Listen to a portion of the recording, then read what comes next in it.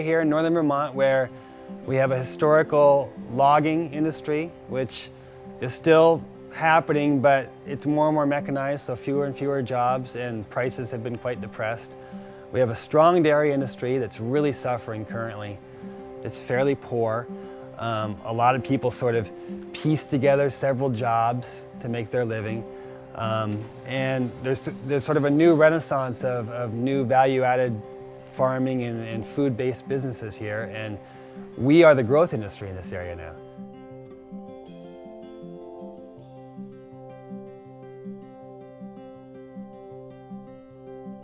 About 4 years ago in Vermont, this whole Locavore movement hit, and there was already a strong local eating ethic in Vermont, but having a word that kind of summed it up brought a whole new group of folks into the picture, and we just saw demand spike. And anybody in this sort of business in Vermont saw it spike, and we've just been trying to keep up with production ever since. Here we're standing in one of our greenhouses. We have about 1.5 acres, 60,000 square feet in greenhouses of all different types. The first one we built here is a wood pole frame structure that's cut from the local woods that we had used on some of our previous farms, and that's worked great. This is our highest tech greenhouse. It has a vent at the peak and it's heated, and it's really great for some things. And then we have 4 movable greenhouses that we move twice a year, and we move them so that we can get a greater amount of cropping out of the structure every year. In the past, we had to pull plants out of a greenhouse early in the fall in order to plant the hardy winter greens. Now we can keep our tomatoes and hot weather crops growing in the greenhouse through October, plant our hardy greens outdoors next door. Late October, we slide the greenhouse onto the new site. We grow great greens all winter, and we just maximize production out of the houses. And various crops pass through different greenhouses at different times. It's sort of like this big choreographed dance. But we have some key tools. We have a salad greens harvester. We used to do that all by hand.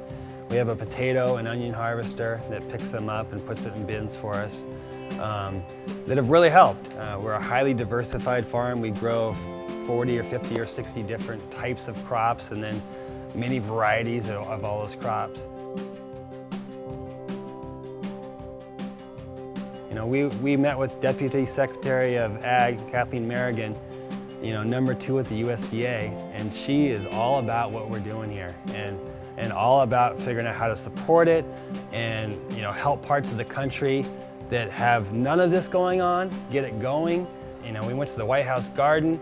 There hasn't been a garden at the White House since the 1800s. And it's also small, but the Obamas are eating from it every single day, year-round.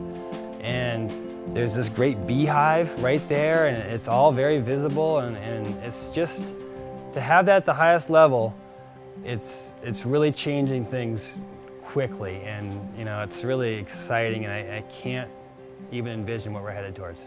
Real change.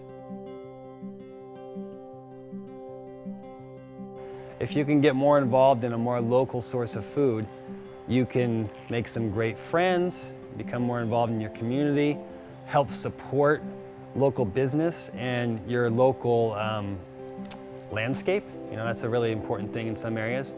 You are likely to eat better food that's more nutritious. Local foods is more expensive, depending on what you're comparing it to.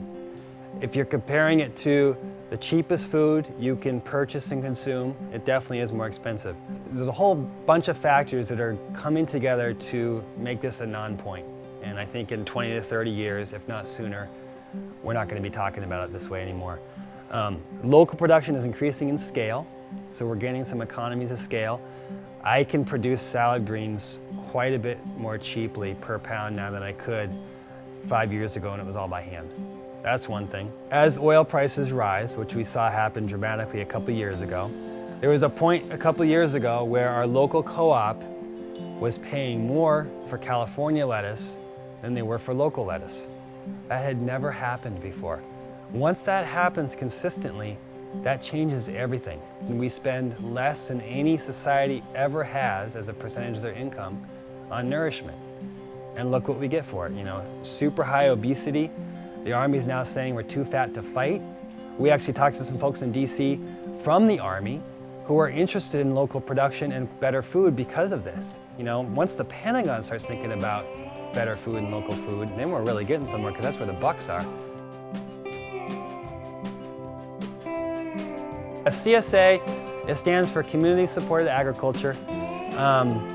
It's a term that means lots of different things. There's lots of different variants of it. But the general concept is that a customer pays a certain amount of money for food, typically vegetables, but also meat and other products, up front, and then receives a certain amount of the food every week. Oftentimes, the customer is receiving whatever the farm has in production. The customer's not picking out what they're getting in a given week. So it's a concept that's really great for farms. You basically know what you're growing, you know how many customers you have, and you focus your energy on growing it and providing it to your customers. It's really important to understand, you know, what organic is. Organic means you can't use any synthetic pesticides or fertility products. And there's a bunch of other standards that you have to adhere to, but that's sort of the basics of it. Local typically means it's grown within 100 miles or 200 miles or, you know, some distance. Local is often organic, but certainly not always. And oftentimes you might be might have to make a choice between buying local food that's not organic or some organic food from really far away.